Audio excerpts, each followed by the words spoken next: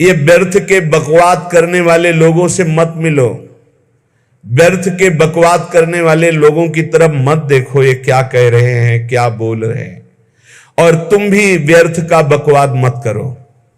अपने समय को कीमती मान करके निरंतर प्रिया प्रीतम का नाम जप करो, उनके गुण लीला गाओ, उनकी सेवा में रहो।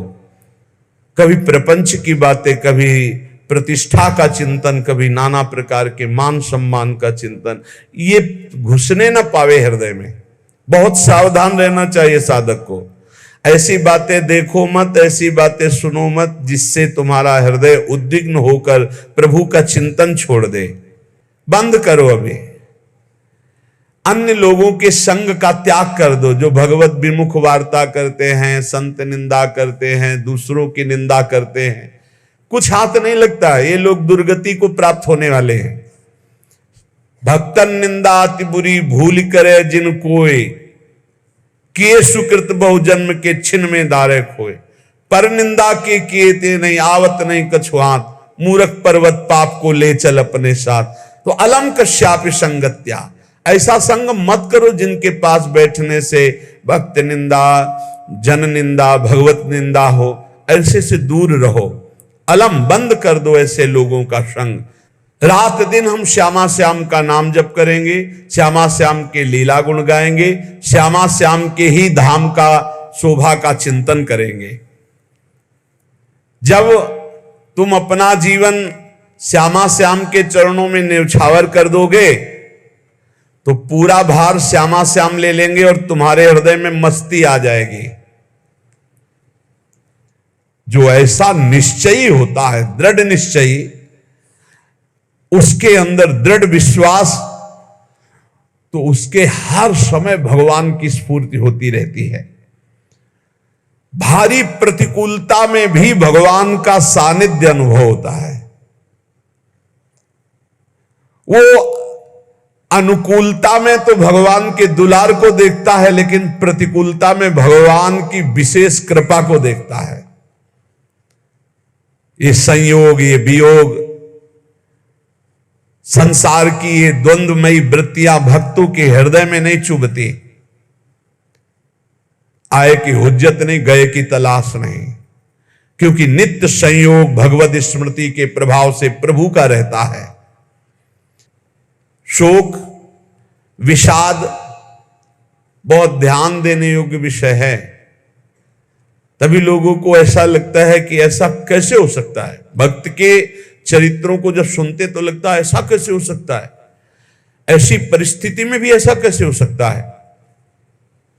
क्योंकि तुम मानसिक बुद्धि से युक्त हो और वो भागवतिक स्थिति से युक्त है, इसलिए तुम उसको पार पा ही नहीं सकते।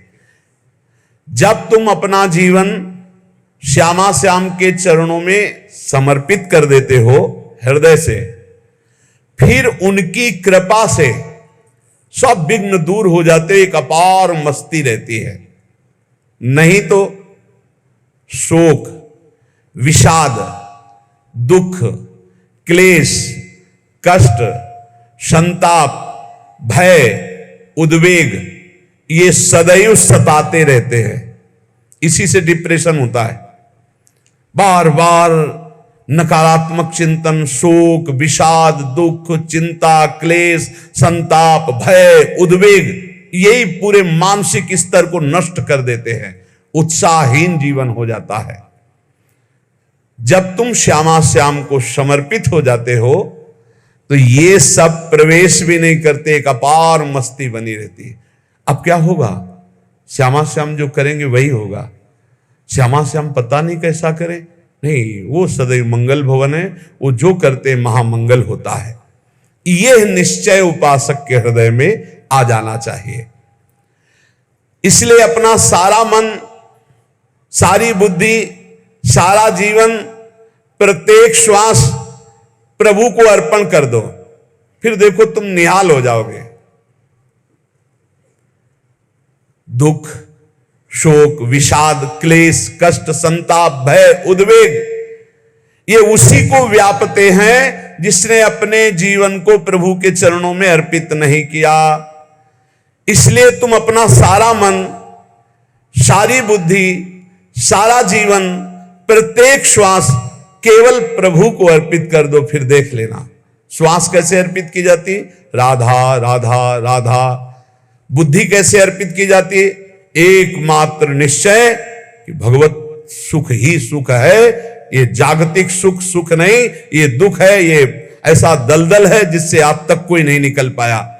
सारा मन, हम मन से केवल प्रभु का मनन करें, बार बार मन को संसार से हटा के नाम में, रूप में, लीला में, धाम में लगाएं। बहुत प्रसन्नता हो जाती है उस उपासक के हृदय में जो अपना मन बुद्धि प्रभु के चरणों में अर्पित कर देता। भगवान ने तो इसको बहुत उत्तम स्थिति बताया है कि मेरे से कभी वो अलग हो ही नहीं सकता यदि मन बुद्धि अर्पित कर दिया। मय्येव मन आधत्स्व मयि बुद्धिम निवेशय, तो निवशस्य मय्येव अत ऊर्ध्वं न संशया, बिल्कुल संशय नहीं, वो मेरे में ही निवास करेगा जिसने मन और बुद्धि अपनी मेरे में अर्पित कर दी। बहुत प्रसन्नता रहेगी उस उपासक के जीवन में जो अपने आप को मन बुद्धि सहित प्रभु के चरणों में समर्पित कर दिया है।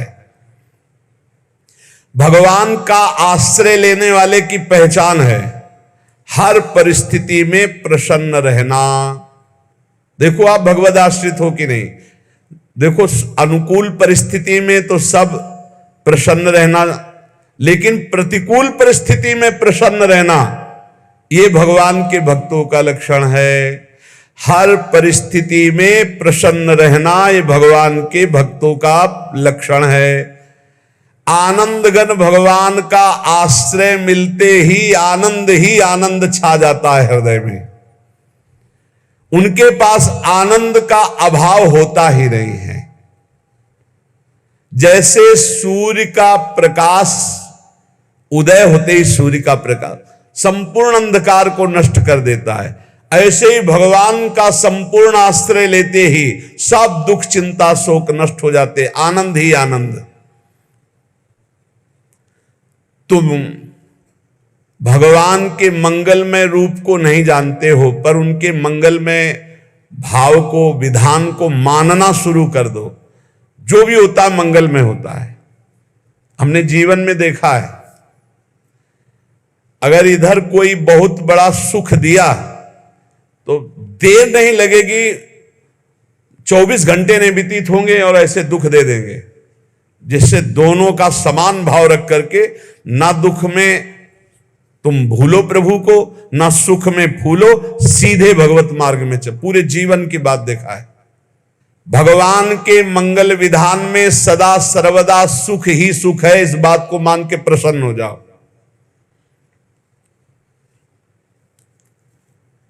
जब भगवान का भजन करने वाले की तन्मयता बढ़ती है भजन में, तो द्वेषी जन अपने आप तैयार हो जाते हैं। भक्त कभी किसी से द्वेष नहीं करता, अपने आप वो द्रोह करने लगते हैं। तो नरसिंह मेहता जी से बहुत गांव के कई लोग थे जो जलते थे, ऐसे जलते थे कि अब क्या करें, कैसे मिटा दे नरसिंह मेहता जी को। अब उपाय तो मिल नहीं रहा था। तो एक दिन संतों की मंडली आई और उन्होंने कहा कि हम रास्ते में कोई चोर आदि धन ना ले ले, इसलिए यहां से किसी की हुंडी चलती है क्या द्वारिका में? पहले ऐसा था।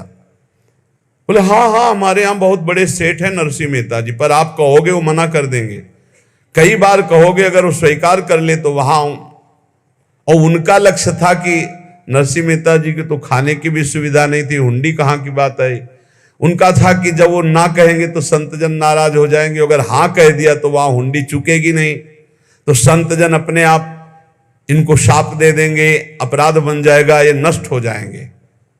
संतों को भेजा नरसिंह मेहता जी ने, सबकी दंडवत की, चरण पखाड़े। तो उनका ये इतना रुपया है, द्वारिका में साधु सेवा हम करेंगे, वहां तुम्हारी हुंडी चलती है, तो आप अरे उनका आप कहाँ भूल रहे हो, यहाँ खाने की भी व्यवस्था। बोले हमें सब पहले से बता दिया गया कि आप मना करोगे, बार बार मना मत करो, हमें पता है। तो उन्होंने ठाकुर जी की तरफ देखा, बोले क्या लीला है प्रभु, संतों से हम क्या कहें, ये ले रुपए। उस समय स्वर्ण की मोहरें चलती थी, बेच के बाजार से खूब उन संतों को पवाया, उन्हीं संतों की सेवा की। और उनका अपने सेठ का नाम तो बताओ जहां हमें जाके हुंडी मिलेगी। सेठ, सावल शाह सेठ। संत जन गए वहां, पूछा कि नरसिंह मेहता जी का जिन सेठ से परिचय, उनका नाम सावल शाह सेठ, उनकी गद्दी कहां है? तो जो कुछ भक्त थे वो द्वारिकाधीश की तरफ संकेत करते कि वही हैं। बोले नहीं नहीं, वो सेठ है, उनकी गद्दी चलती। पूरी बाजार में कहीं कोई। अब संत जन एकांत में होकर के बहुत विचलित हुए, क्या हमारे साथ धोखा हुआ? नरसिंह मेहता जैसा संत क्या धोखेबाज हो सकता है? देखो, संशय तो बहुत विचित्र होता है। बड़े बड़ों को संशय हो जाता है। जब भगवती सती जी को संशय हो गया, राम जी को, हे खग हे मृग हे मधुकर श्रेणी, ऐसा पूछते हुए कि सच्चिदानंद कैसे हो सकते, तो किसी को हो सकता है, क्योंकि वो बुद्धि की अधिष्ठात्री देवी है। जो ही उनके मन में ऐसा आया कि क्या हमारे साथ धोखा हो रहा है, इतने में ही देखा, जय हो सावल शाह सेठ की। वो कहा सावल शाह सेठ? तो देखा बढ़िया मुनीम जी उनके साथ, और सेठ बस्ता लिए हुए मुनीम जी, सरकार इधर से चलो। तो उनका सावल शाह सेठ आपका नाम है? संतों ने कहा। बोले हाँ। बोले नरसिंह जी? हाँ। बोले आपकी हुंडी आ गई है। हुंडी एक कागज में लिखा कि ये हमारे सेठ जी को दे देना। वैसे लोग मुझे माखन चोर कहते, कोई कुछ कहता, लेकिन आपने सेठ बना दिया। जब आपने सेठ बना ही दिया तो आप कभी परवाह मत करना तुम। और ये सेवक आपकी सेवा में सदैव तत्पर है। भगवान ने ऐसा लिखा।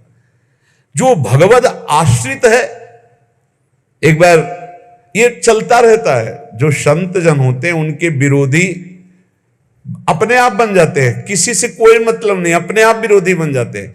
कबीरदास जी का पूरी काशी में यश था।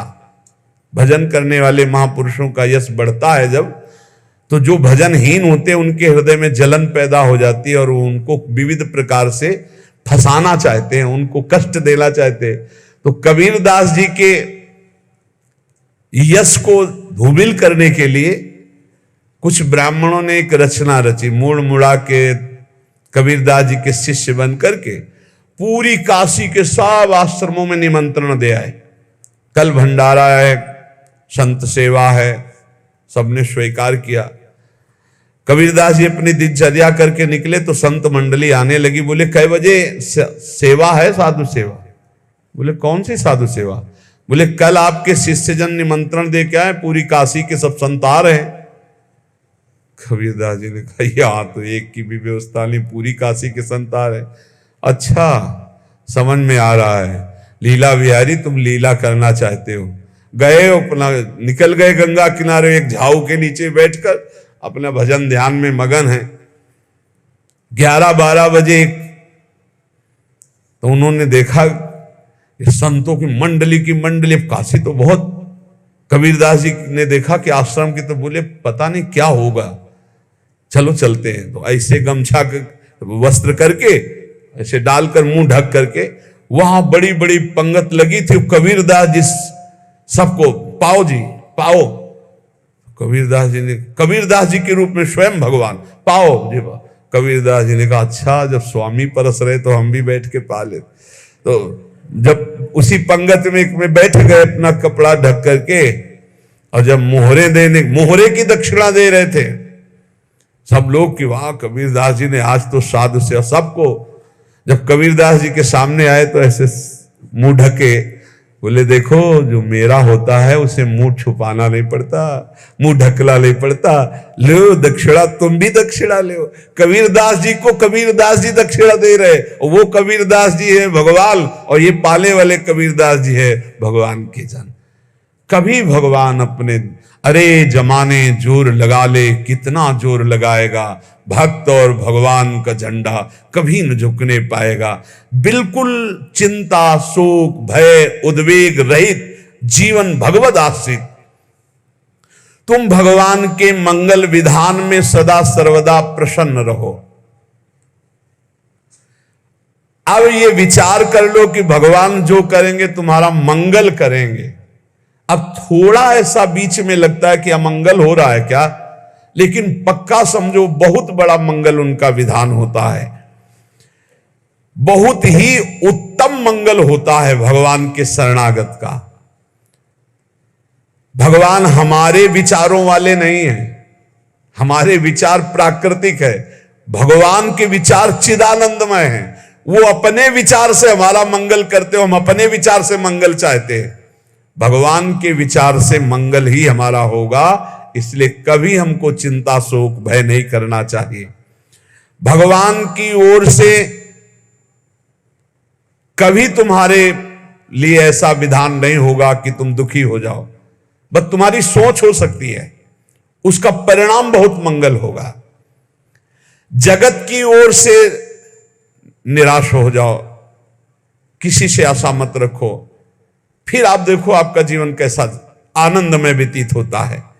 ये जो जगत की आशा है यही दुख प्रदान करती, सच्ची जगत की आशा ही दुख प्रदान करती है। अगर जगत से कोई संबंध न रखा जाए और भगवत भाव में रहकर तो बहुत अच्छा जीवन चलेगा।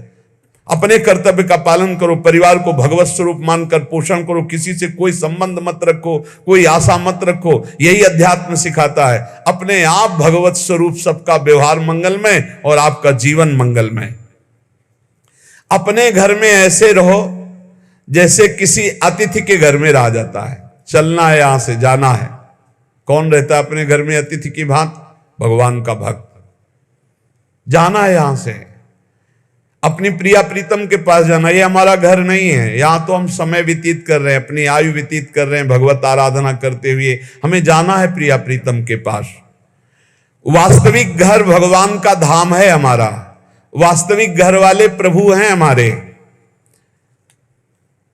जो नित्य सच्चिदानंद भगवान के चरणों में अपने चित्त को समर्पित करता रहता है, उसको यह अनुभव होने लगता है कि बड़ी कृपा है हमारे ऊपर, भगवान की बड़ी कृपा है हमारे ऊपर। सर्वसमर्थ परम सुहृद भगवान ऐसे भक्त के ऊपर हर समय वरद हस्त रखे रहते हैं। ये केवल प्रवचन नहीं, सच्ची बात मानिए। ऐसे भगवान का वरद हस्त हर समय रहता है। जब भगवान की छत्र छाया में भक्त अपने को देखता है तो आसपास घोर विपत्तियों का भी समुदाय हो तो भी वो आनंद में मगन रहता है। हर हालत में आनंदित रहना ये भक्त का स्वभाव है। भगवान ऐसे भक्तों को प्यार करते हैं जैसे कछुआ अपने अंडे को बाहर रख आवे और रात दिन उसका चिंतन करे। जब भक्त भगवान को समर्पित होता है तो भगवान रात दिन उसकी ऐसे चिंतन सुरक्षा करते हैं। अभय, ये दैवी संपदा का पहला गुण है। ये भगवान के शरणागत पर जागृत हो जाता है, वो भयभीत नहीं होता, किसी भी उससे भयभीत नहीं होता। यही डरपि हरिवंश हित, जिनो भ्रमय गुण सलिल पर। इस डर से डरते रहना चाहिए कहीं गुण रूपी पानी में फिसल न जाए, नहीं तो गलती हो सकती है। साधक सावधान रहे। ये अभय दैवी संपदा का सबसे बड़ा गुण है। जो भयहारी भगवान की शरण में आ जाता है तो उसके अंदर ये अभय प्रकट हो जाता है। अगर कहीं तुम्हें एकांत में भय लग रहा है, एक आदमी तो एकांतिक में आए थे, वो कह रहे थे कि हमें हर समय भय लगा रहता कि कोई हमारे पीछे है, अंधेरा तो लगता कोई खड़ा है, मैं जीना मुश्किल हो गया, ऐसा भय। देखो ये मन कैसा है, भगवान से विमुख होने पर कैसे डरवाता है। वो कह रहे हैं हर समय मुझे डर लगा रहता है, कोई सामने खड़ा है, कोई पीछे खड़ा है, ऐसा भय लगने लगता है। और जब भगवान की शरण में आ जाते हैं तो ये अभय स्थिति हृदय में जागृत हो जाती है। कोई भी भय आसपास आ ही नहीं सकता, यहां तक कि नरक का भी भय खत्म हो जाता है जो भगवान की शरण में है। महापापी भी पुण्यात्मा महान भक्तों के समान वो उत्तम गति को प्राप्त हो जाता है जो भगवान की शरण में हो जाता है। पर ये जो भोगों का आश्रय लिए हुए हैं, मनमानी आचरण कर रहे हैं, ये कभी उस अभय को जान ही नहीं सकते कोई अभय पद है क्या। इनको तो कदम कदम पर शोक, भय और दुख की प्राप्ति होगी। कोई बचा नहीं सकता जो भोगों में लगे हैं, मनमानी आचरण कर रहे हैं। अगर निर्भय होना चाहते हो, परम सुखी होना चाहते हो, तो भगवान के शरणागत हो जाओ। सारे जगत को अभय दान देने वाले भगवान हैं। भगवान का एक प्रण है, ममपन शरणागत भयहारी। जो मेरी शरण में आ गया उसके भय का मैं नाश कर देता हूं। साधना में अवस्था मन की मानी जाती है कि आप कितने अच्छे साधक हैं। यदि आपका मन भगवदाकार है, हर समय भगवत चिंतन चल रहा है, आपके स्वप्न भागवती का रहे हैं, आपके विचार भागवतिक हैं, तो आपकी अच्छी साधना हो रही। और यदि आपके स्वप्न गंदे आ रहे हैं, क्योंकि स्वप्न में मन का ही सारा खेल होता है, और आपकी चिंतन वृत्ति वासनात्मक चल रही, तो अभी साधना का प्रभाव मन पे नहीं पड़ा है।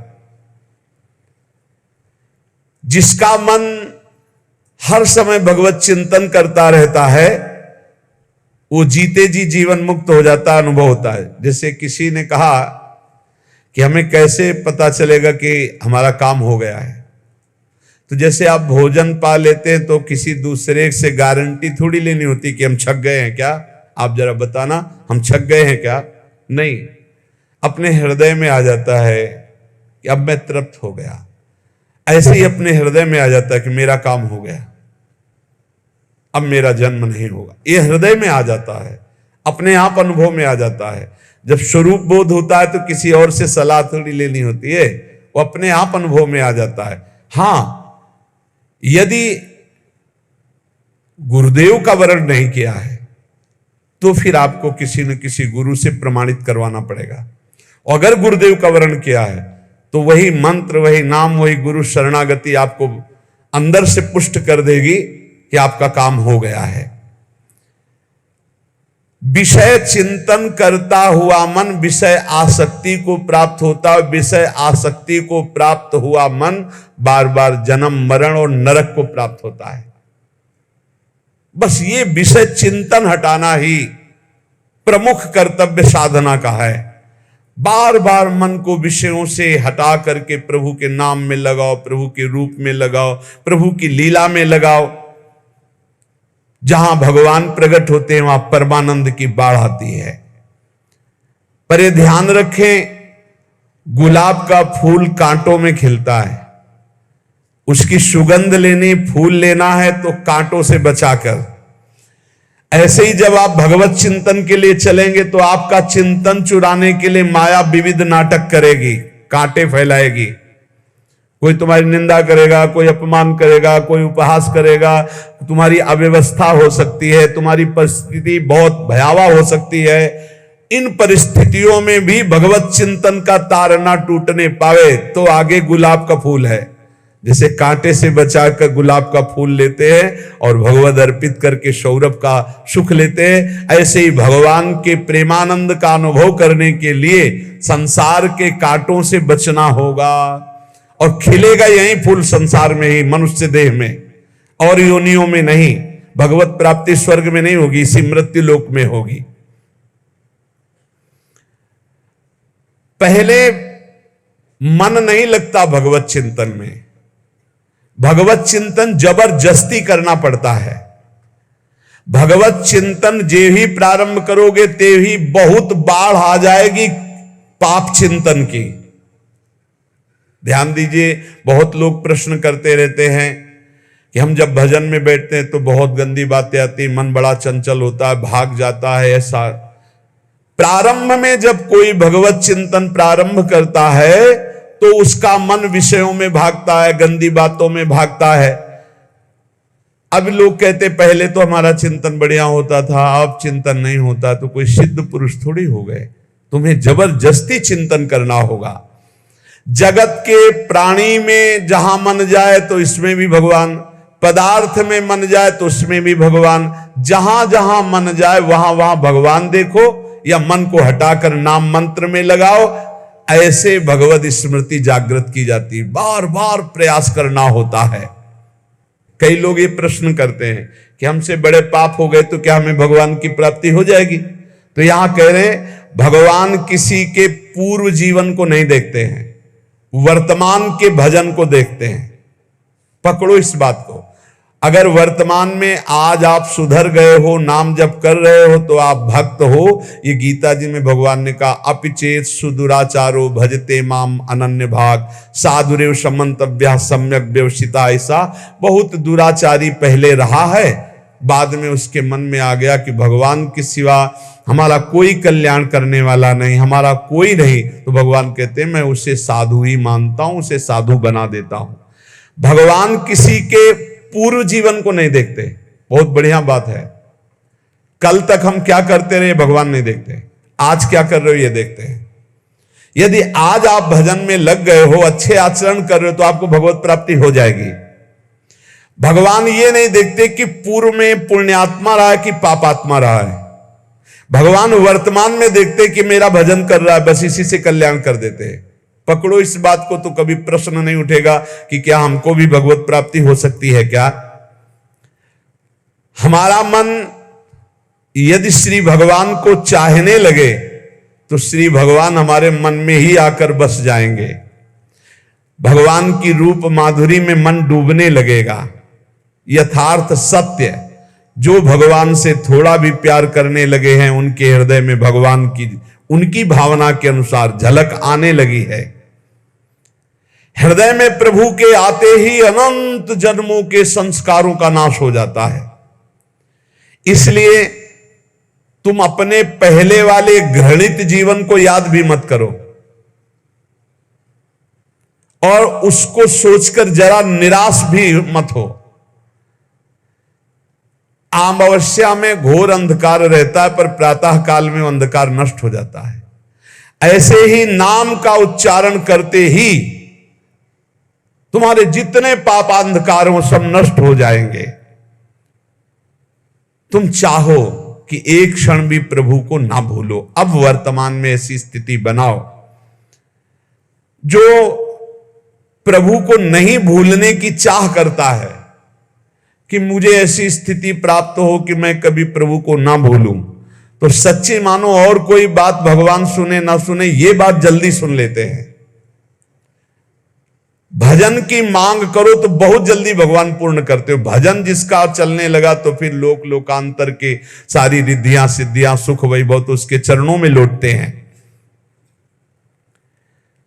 जब हम प्रभु से प्रभु का स्मरण न मांगकर भोग मांगते हैं, तभी हमारा भजन रुक जाता है, भजन नहीं चल पाता। यदि हम प्रभु से केवल भजन मांगे तो विश्वास करो ब्याज में सब हो जाएगा।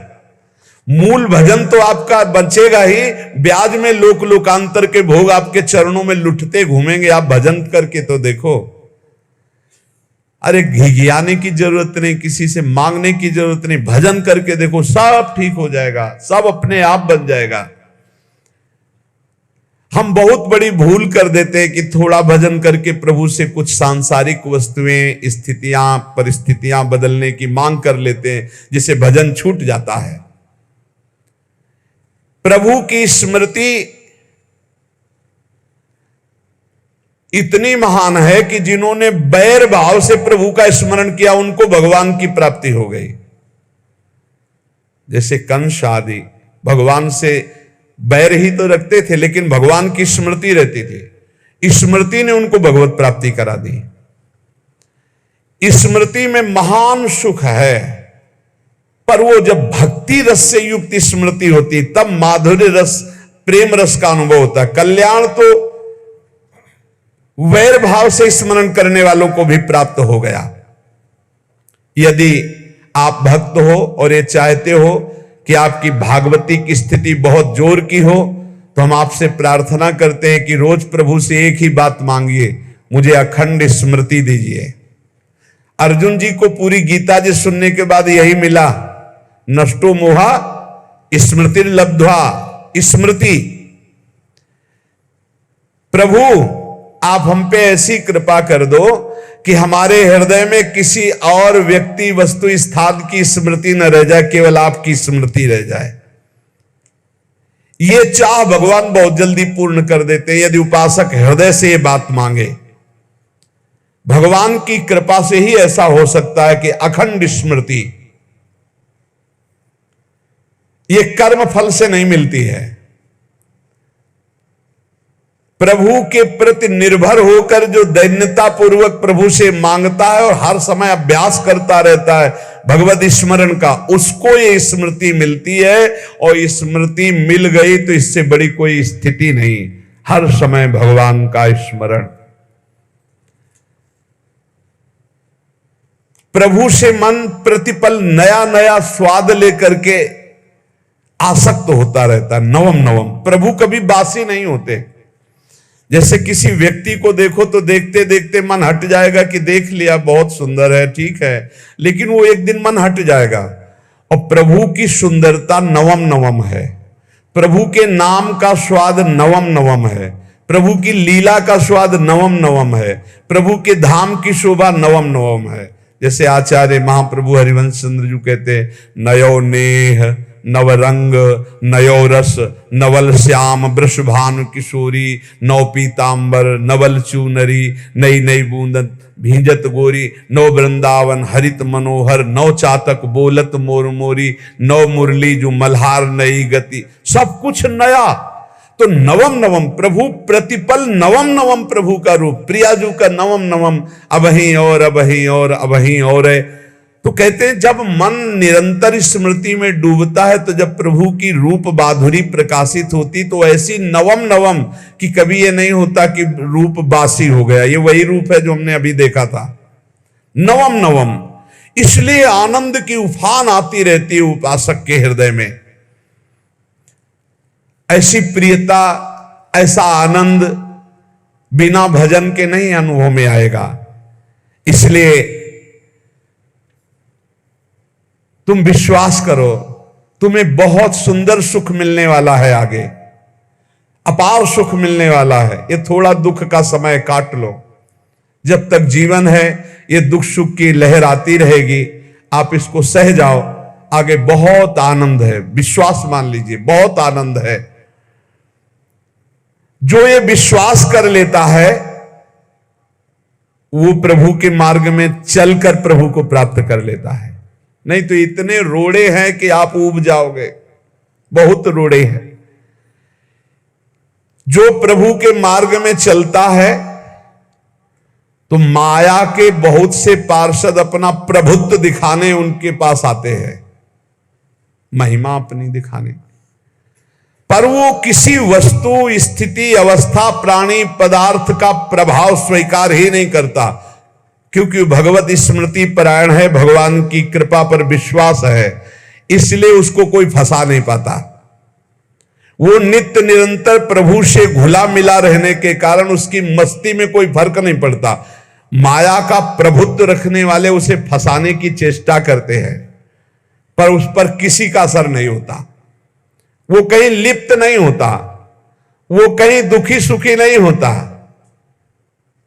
वो हर समय प्रसन्न रहता है। तुम देखो, हर समय प्रसन्न रहते हो? यदि नहीं तो तुम किसी व्यक्ति वस्तु का आश्रय लिए हुए, प्रभु का नहीं। अगर हां तो हर समय प्रभु का स्मरण चलना चाहिए, हर समय प्रभु के आश्रित हो, फिर देखना ये आनंद, ये प्रसन्नता क्या रूप रखती है।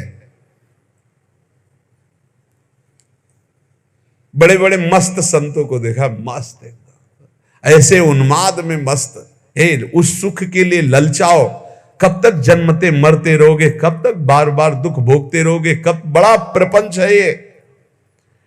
भगवान का स्मरण परम पुण्यात्मा पुरुष का हृदय माना जाता है, बहुत पवित्र हृदय, बड़ा पुण्यात्मा हृदय जिसमें भगवान का स्मरण। भगवान का विस्मरण पापात्मा पुरुष, भयानक विपत्ति दुर्भाग्य आते हो। सुदृढ़ निश्चय करो, अब हम भगवान के स्मरण में अपना समय व्यतीत करेंगे। मेहनत करो, कार्य करने के लिए कोई मना नहीं, आप नौकरी करो, किसानी करो, व्यापार करो, पर अंदर अंदर भगवत स्मृति ही सबसे बड़ी स्थिति है। अब चाहे हम जीवित रहें, चाहे हमारे मरण जैसी विपत्ति आ जाए, चाहे सब हमसे हट जाएं, चाहे सब हमको नमन करें, अब हम दृढ़ निश्चय करके केवल भगवान के स्मरण करते हुए इस संसार के बीच समय व्यतीत करेंगे। अब हम चूकने वाले नहीं। ये नियम लीजिए, चाहे जीवन रहे या ना रहे, चाहे मरण जैसा कष्ट आ जाए, चाहे सब वियोग हो जाए, सब चले जाए, चाहे सब संयोग हो जाए, सब नमन करें, अब हम प्रभु का स्मरण नहीं छोड़ेंगे।